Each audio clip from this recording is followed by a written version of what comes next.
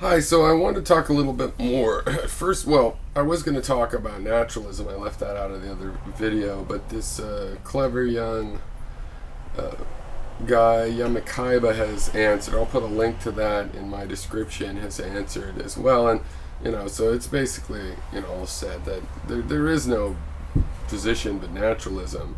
I did challenge him, play devil's advocate a little bit on the issue that there's people that think that things like you can find truth through listening to your feelings, and so naturalism is really just sort of like, pointing to empiricism and saying, hey, look to nature, check nature. You're not sure if you're right, check nature, figure out a way to check it in nature.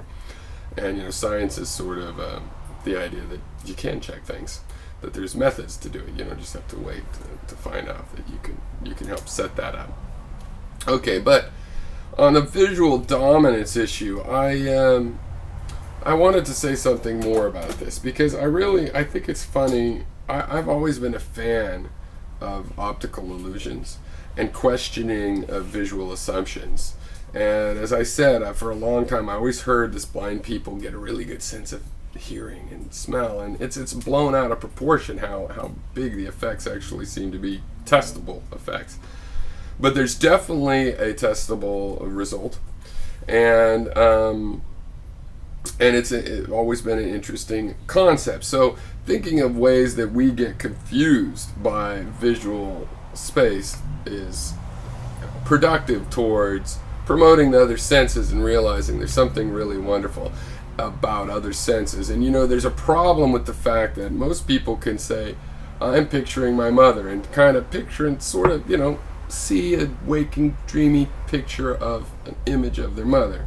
And if they're good artists, they can draw the picture, So, helping to establish that there really is, some sense that there is a picture when you think that, and you could visualize that. But they would have a much more difficult time calling to mind on purpose a feeling of a texture. And yet if I say canvas, most of you probably had a texture image of canvas when I said that. It's a very well known and very recognizable kind of texture. Okay, so let's get into one thing you got to know is there's those blind spots where the optic nerve hooks into the eye, and your brain just draws shit in there just to be like, well, there's something there. I mean, you could prove that. There's an easy exercise to demonstrate that and see that blind spot, in a sense, get to the meta level and see that. Also, we think our visual space is this 3D world. I'm at a desk. And yet we know we get two-dimensional, and we do the parallax thing. We know there's image processing there. A lot of image processing between two-dimensional. We can't even do this very effectively on computers yet. Two-dimensional things, turning them into a three-dimensional thing like we experience so vivid, 3D reproduced. Okay, so think about that. Now, but the biggest thing, I was researching this recently again and sort of realizing, oh my god, I hadn't really thought about the significance of this shit so much. But it's just color vision in general.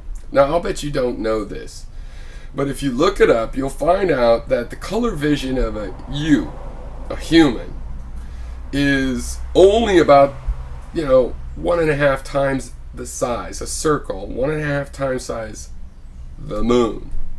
A little tiny spot.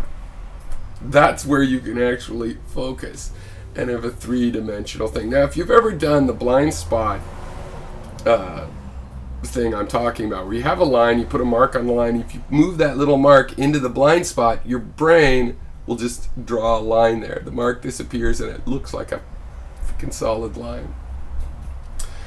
Well, this color vision thing is a big deal. Now, outside this little circle in the retina where we have high-def color receptors, the whole rest of our vision is rods and blue cones. Okay, the only place that all three color cones are is in this little circle. Out there, it's just a blue, kind of a two-color thing of blue light, blue intensity, high frequency intensity, which is a daytime black and white, and the rods, which are kind of more of a dim light, nighttime black and white. Okay, so we obviously see it in the full three. I mean, everything out here, I don't really perceive it as a shade of blue, but I know for a fact from tests in science that that's the anatomy of the eye. It can only see the blues out here. But on the other hand, my eye is darting around all the time. Yeah, well, I get color information from all over, and I remember that shit. And so do you. Just like your brain can draw the line straight, it remembers that shit, and it remembers that it's, a tan color here or whatever. And it uses that to create this 3D model. And this proves that what I am sensing is a 3D model, a holodeck that my brain produces, because I know my eye can't produce it. My eye has a little tiny color dot. Now, I would urge you to think a lot about this little tiny color dot. It shows that when you look at the moon, that's about the bite size of visual information you can actually have at a given instant. And what you really get, the way you get to something bigger than that, is that you drag that all over and you use the dragging of it, the information, to build this model that seems to persist and be there. But you're actually scanning all the time. If you looked at what you actually see, you could have a little tiny color circle and it would just be pulsing and changing as you moved it all over, and your brain can process that. Signal processing. You don't see an image. You get this signal that if you looked at it played on a computer, you'd be like, what the fuck? How did I turn that into what I experience? All right. Now, once you start looking at things this way, you got to look at it all. The way the ears work, the way touch works. The fact that touch, for example, is not one sense. The pain sensors are separate from the heat sensors are separate from what was the other one? The pain and heat are separate from the pressure. So, there's like probably 3 to even a dozen different touch-related senses. And why not think about these things more? Now, I have been. This is what I liked about the Professor Anton thing, going in there. But then he always sort of halt, and I'm like, that's great. Let's talk about what you were just looking at. And it's sort of like, no, let's just talk about the fact that it's there, or something. It feels frustrating to me, but it could be me. But it's very important to think in a whole sense space. Every sense has its own space. Okay, once you realize that, there's the 6 senses, each have their own space. Some of those, like touch, are multiple senses to begin with. Even eyesight, we have the rods and cones and a little color circle, and outside different. Okay, so they're all multiple and complex, and you start to realize that something like hunger is indirect, but it's also a sense, right? We're sensing a chemical state.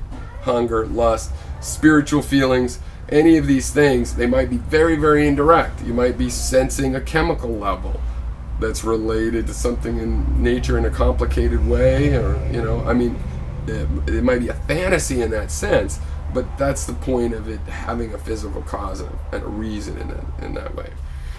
So, so I think, look, we could just stick with the visual dominance in science if we were to realize what we really have of visual is this information stream that we do information processing. That would be very useful.